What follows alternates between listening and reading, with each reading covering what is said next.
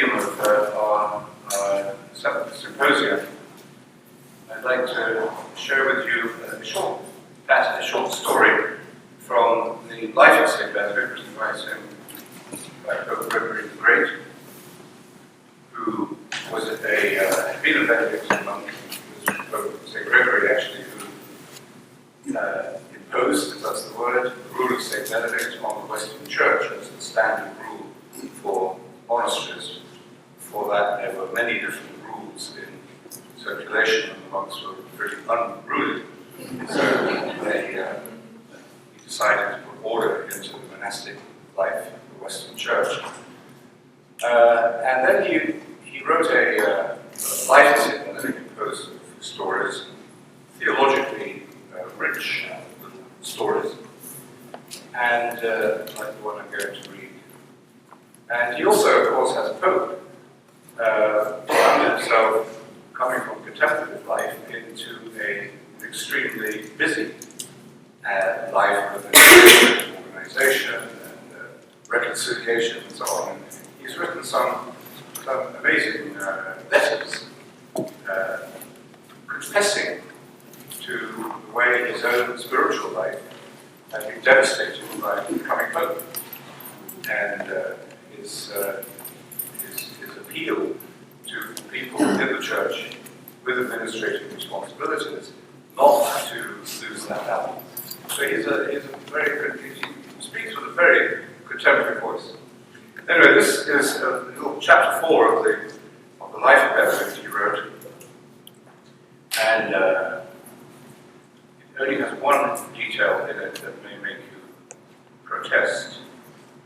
The rest, I think, will understand. This is about the monk who could not stay and pray. In one of those monasteries which he had built in the neighborhood, there was a monk who could not stay and pray. As soon as the brethren set themselves to the business of prayer, remember? Business and prayer, work and prayer, he would leave the oratory and with distracted mind occupy himself with earthly and transitory matters. So, just imagine this. Okay, so all the monks come together at the regular time for prayer, and he's very restless, and he's looking for some way out. He's like, I forgot to make that phone call. I really need to finish those accounts for the meeting tomorrow with the trustees. So he slips out of the oratory back to his office, his abbot. Okay. His abbot, having admonished him frequently, finally brought him to the man of God, Benedict, who also rebuked him severely for his folly. Key word there, foolishness. What on earth is he in the monastery for? He's acting like this. He doesn't know what his real business is. The monk returned to his monastery, but observed Benedict's admonition for no more than 2 days. Because on the third day, he returned to his old habit and went wandering during the time of prayer.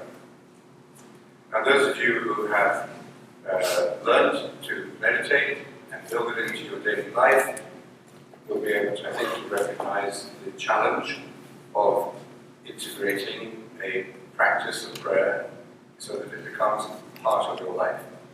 And those of you who, like me, when you started, you stopped and started and stopped and started, and it took some time.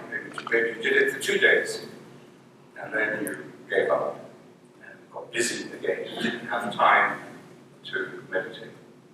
So I think we can identify with this distracted monk.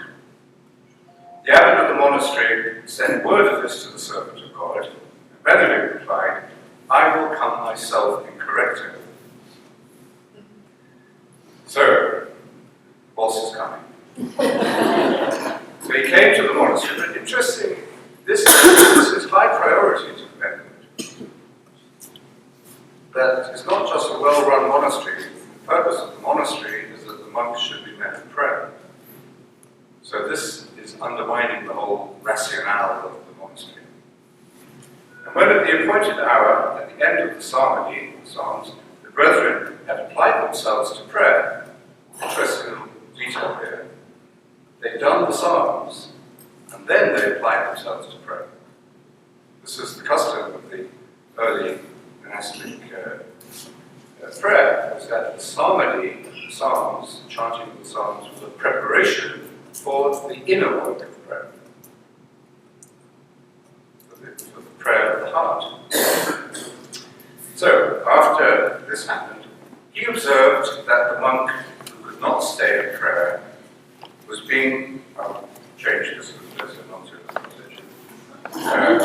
who could not stay at prayer was being pulled out of the oratory by a little figure, little demon, let's say, who had hold of the fringe of his cowl. Okay? So he sees this little demon pulling the fringe out of the oratory. Then Benedict whispered to Pompeianus, the abbot of the monastery, and to the servant of God, Morris, "Do you not see who's drawing that monk out of the oratory?" They answered, "No." "Let us pray," said Benedict, "that you also may see whom that monk is following." So Benedict understood, let's say, in our psychological terms, he understood the problem of the monk.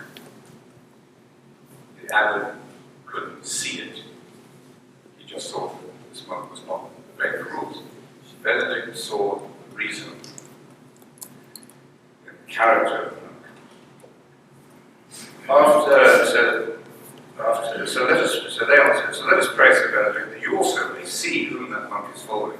After 2 days of prayer, so he's giving quite a lot of time to this individual. Morris saw the demon,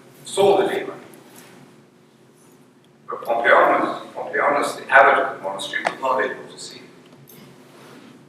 So Morris understood the monk's problem, the abbot didn't. Insight into character. So on another day, when prayer was finished, the man of God, Benedict, left the oratory, and finding the monk outside on his cell phone, struck him with a rod. Terrible, isn't it? In punishment for his blindness of heart. Blindness of heart. From that day forth, he was no longer troubled by the little demon, but he remained steadfast at the business of prayer. Thus, the old enemy of mankind dared no longer to dominate his mind, as though he himself had received that stroke of the rod. So, we need some discipline. We need the care and the attention that Benedict, and the rebuke, forget about rod, but that Benedict was giving over several days of intense therapy to this monk. And it worked. It got him back into the proper business of his life, the work of his life. And remember at the beginning of the story, as soon as the brethren set themselves to the business of prayer, he would leave the oratory and with distracted mind occupy himself with earthly and transitory matters. There's the key distinction, different kinds of work. Work of meditation, which we'll do now, is a real work. It's the work of attention, it's the work of love in Christian tradition. Contemplative prayer is the work of love. And attention, the attention we give during the time of meditation, not solving our problems, not dealing with the transitory and problems of life. Shall I go to the supermarket this afternoon? About speaking to my financial advisor, or what about, who am I going to invite to dinner next Tuesday?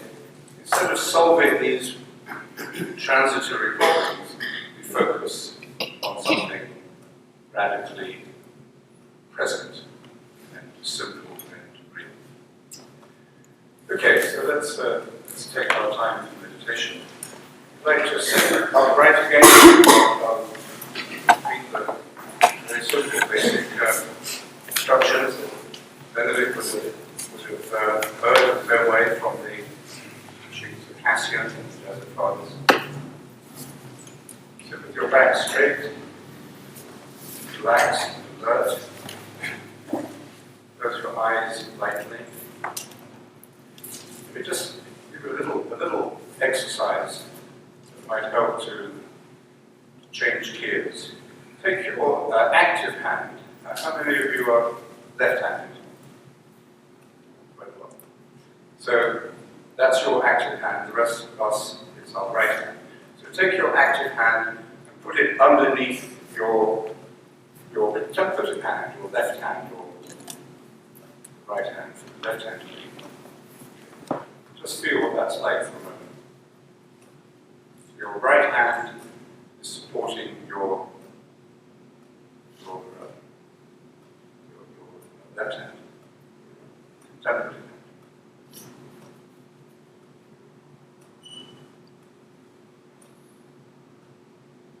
Just feel how your hands are. And then reverse. Put your left hand, your contemplative hand, underneath your right hand. So now Mary is supporting Martha. Contemplative hand supporting your mother. There is a difference. Difference of energy. And our right hand is no longer in control. We like to be in control at all times, even in meditation. So in the time of meditation, though, we're just allowing this contemplative side of us, contemplative dimension, to support the active, busy, distracted side. Okay. So put your hands now however you like to hold them, on your lap or on your knees, or in that way, whatever is comfortable. Relax your shoulders. Close your eyes lightly. And then in this tradition, take a single word or a short phrase and repeat it faithfully, returning to it continuously during the time of the meditation. The word I would recommend is Maranatha. Ma-ra-na-tha. Ma-ra-na-tha. Don't try and don't use too much force, just enough to keep saying it, returning to it. The mind is distracted, so we can come back to the word. And the art of meditation in this way is simply to keep returning your attention humbly, simply, faithfully to your word. Okay, we'll lead into the meditation with this prayer of John May. Heavenly Father, open our hearts to the silent presence of the Spirit of your Son. Lead us into that mysterious silence where your love is revealed to all who call. Maranatha. Come, Lord Jesus. Maranatha.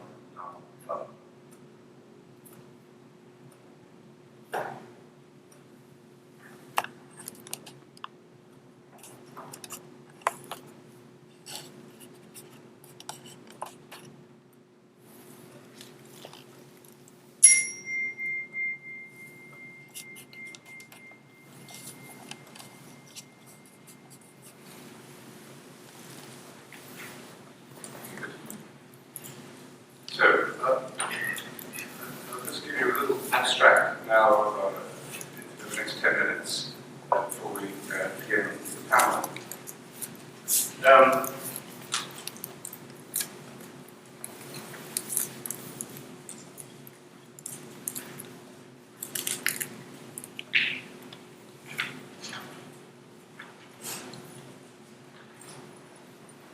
Some years ago, I met a man who had had a near-death experience.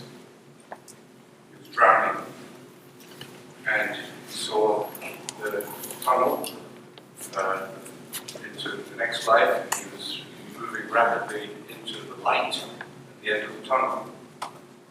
Sometimes we see the light at the end of the tunnel, most of the time we don't. And so he was very happy and content. Probably physically he was thrashing around, gasping to survive, but he was delighted to be moving in to his true home. Then, of course, he came back. And he came back with the strong feeling that he had to find the work he had to complete in his life. And he was thinking deeply and trying to understand what he should do with his life. And I think we all have to think about what we're going to do with our life at different stages of our lives, of course. But it seems to me that life itself is work. To live is work. And that work that is life has different dimensions. As St. Benedict understood, as when he regulated the time of the monastery between physical work, mental work, reading, and spiritual work, prayer. So what is the essential work of life? What's the job description? You know, when you hire somebody for a new job, you have to be very careful about the job description. But then after they've been doing it for a month, you realize the job description doesn't really fit reality anyway. So what is the essential work of our life? It's not the external activities, the career, the achievements, the products, the security that we build up. That's not the real essential work. Some of you may have known former Jewish chaplain at Georgetown University, Rabbi White. Everybody know him? Wonderful man. And very strong supporter of the John Wayne Center and meditation there. And he told me once that he had, some years ago, a single man, and he had his house, his art collection, and his cats, and he was happy in his house, to go somewhere, in the beach somewhere, and one day it burned out. He lost all his possessions, his favorite paintings, and his cats. And he was devastated. That was the beginning of his new life. And it gave him what became his wonderful wisdom and capacity to serve and inspire all kinds of people. That loss was his greatest gain. So I think the work of life, cannot really be measured, of course, by our external achievements or possessions or our CVs. It's the inner work, we call the inner work of self-knowledge, self-discovery, of being oneself. And if by the end of one's life we have some measure of self-knowledge, some measure of self-discovery, some ability to be ourselves, then, well, we're going to have a long time getting through that tunnel. And seeing that that is the essential work of life is what Benedict's wisdom about work in general helps us to achieve.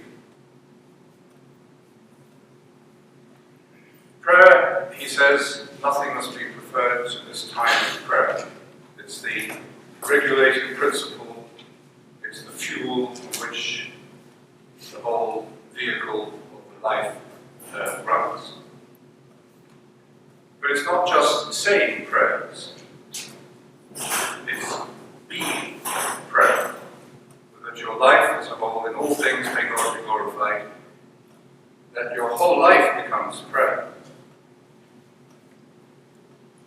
The early monks, and Benedict was a direct inheritor of this wisdom, wanted to discover continuous prayer, what it meant to be in a state of continuous prayer. And I'd just like to end with two, so I think that's enough, probably it's obvious, that the regulation of time, as I was talking about last night, the discipline necessary to stay in the prayer, the structure that's needed, the community that's needed, the friendship, the love that is needed. That wayward monk would not have survived if he hadn't been part of a community and had tolerated him, and helped him, and advised him, and rebuked him a bit. I'd just like to end with two very, very brief references, which you could follow up if you wanted to. One is Simone Weil, concept, an idea of the new holiness. This very briefly is what she says in Waiting to God. We are living in times that have no precedent. This is 1943. And in our present situation, universality, which could formerly be implicit, has to be fully explicit. It has to permeate our language and the whole of our way of life. The universality. Where does that leave denominationalism? Today, it's not nearly enough merely to be a saint, but we must have the saintliness demanded by the present moment, a new saintliness, itself without precedent. A new type of sanctity is indeed a fresh spring, an invention. So, she says more about that in her chapter on last thoughts, waiting for God. But I think we're facing, as I was mentioning or referred to yesterday, a very challenging moment in culture, in our civilization, in our understanding of the meaning and purpose of religion. And I think Benedict has some valuable and very relevant wisdom to show us how to get through this into the new kind of holiness. It's not going to be the old pious holiness. It's going to be a new kind of holiness. And the universality can only be achieved through radical simplicity. Poverty of spirit. The whole of the monastic life is really built around this idea of radical simplicity, the essentials. What do you need? What you don't need, jettison. Give away what you don't need. And it's that radical simplicity and that transparent self-honesty, total honesty with oneself, without which you cannot be open to God. And those two things seem to me to add up to what early monks called pure prayer. Radical simplicity, transparent self-honesty, that's what we're doing in meditation. And that's what Benedict points us towards. Don't worship rule. He says the rule is just a little rule for beginners. Chapter 72, now you're ready to grow up. So it's a stepping stone. And the other reference I'd like to just leave you with is another great witness, I think, of modern Christianity. Both of them, like Simone Weil, emerged from the darkest nightmare of the Second World War. both of them in their own ways victims, both died before the age of 40. This is Dietrich Bonhoeffer. So Bonhoeffer, in his last writings from prison before he was killed in 1944, leaves us with these questions. What do a church, a congregation, a sermon, a liturgy, Christian life mean in a religionless world? What is the place of worship and prayer in a religionless situation? So what is it all for? All of these forms of religion sitting in this little bubble of a religionless secular society. And it was in facing that question at the end of his life, of course, that he came through to one of his great and very enigmatic insights, what he called the secret discipline. A secret discipline that has to be restored to the heart of Christianity.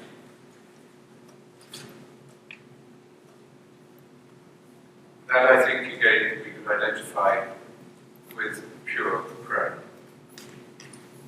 Secret, not in the sense we're not talking about it, secret in the sense, as Jesus says, to enter into your inner room, into that secret place, mysterious place. So, Simon Bay's universal, new holiness, new sanctity, Dietrich Bonhoeffer's secret discipline to be restored to the heart of the Christian life. That, I think, is what Benedict would very well understand, and I think is what his wisdom gives us an opportunity to identify. So there are two realities: religion and non-religion, secular and sacred. There's only one reality. What Bonhoeffer, of course, understood in that final moment of his own radical simplicity before he died was that this single reality is the person of Christ. And it is discipleship that is our way. It's not the forms, the clutter, and so on. It's the total discipleship, which is what Benedict, the life in the monastery, is all about. This total discipleship where every aspect of our life is integrated within the whole, the holiness of Christ himself.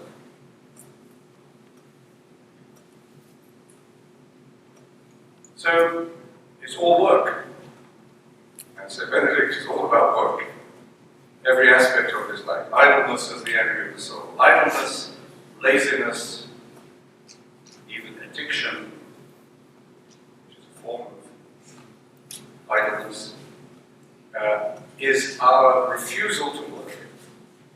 It's our illusion that we can avoid work. We live in an entertainment age. We're entertaining ourselves to death.